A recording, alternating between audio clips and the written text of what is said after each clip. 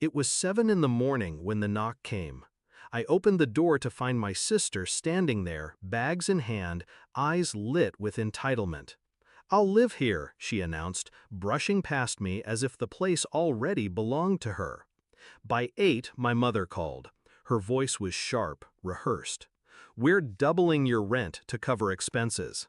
When I said I'd move out, she laughed. They laughed. My sister in the background, my father's chuckle bleeding through the line.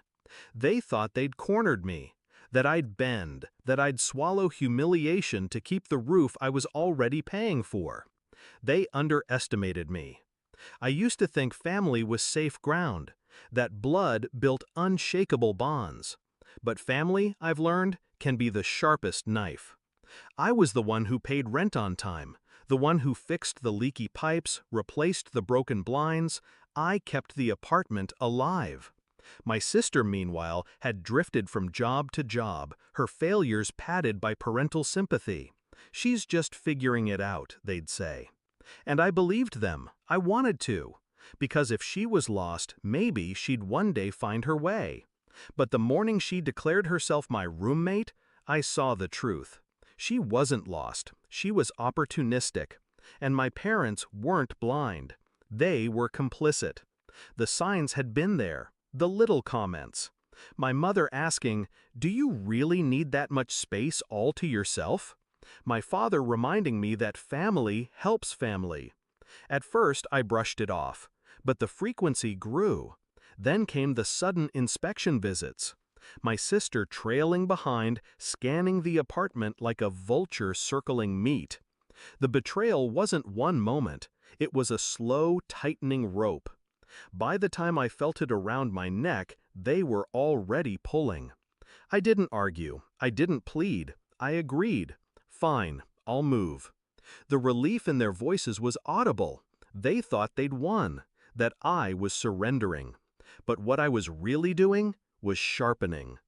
My plan didn't need shouting or fights. It needed silence, restraint, patience.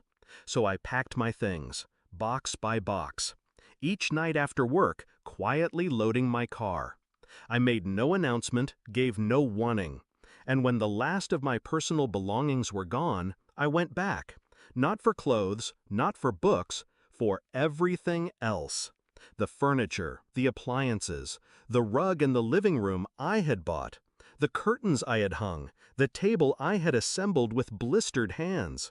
Piece by piece, I stripped the apartment to its bones. By the time I was done, the place was hollow, echoing, lifeless. The morning my family came to claim their victory, they opened the door to a carcass.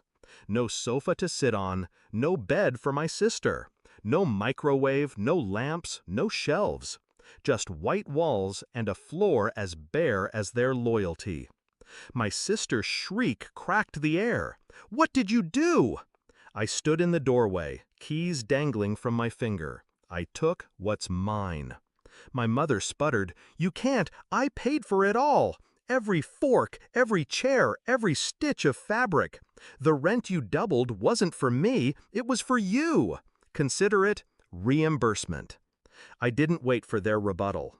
I dropped the keys into my father's stunned hand, turned, and walked away. Behind me, chaos bloomed. Accusations, demands, curses, but I felt none of it. Just the quiet satisfaction of a move executed with precision. Of course, they tried to spin it.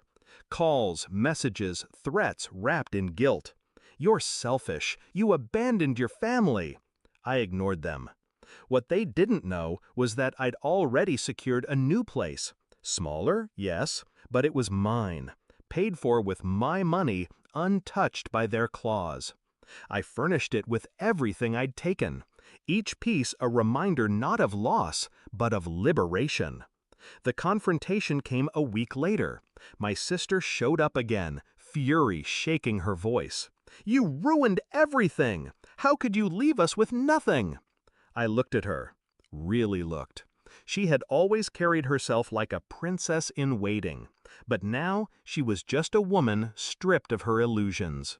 "You ruined yourself," I said calmly. I just stopped funding your comfort." Her mouth opened, closed. No words came. For the first time, she understood the weight of her dependency. And for the first time, I felt no guilt.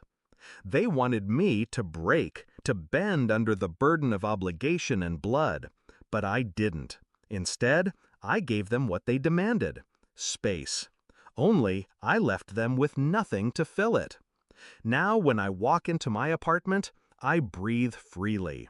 The furniture sits where I placed it, untouched by their hands. The silence is mine, not forced upon me, but chosen.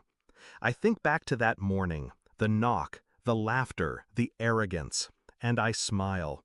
They thought they had trapped me, but all they did was hand me the perfect excuse to leave and take everything with me.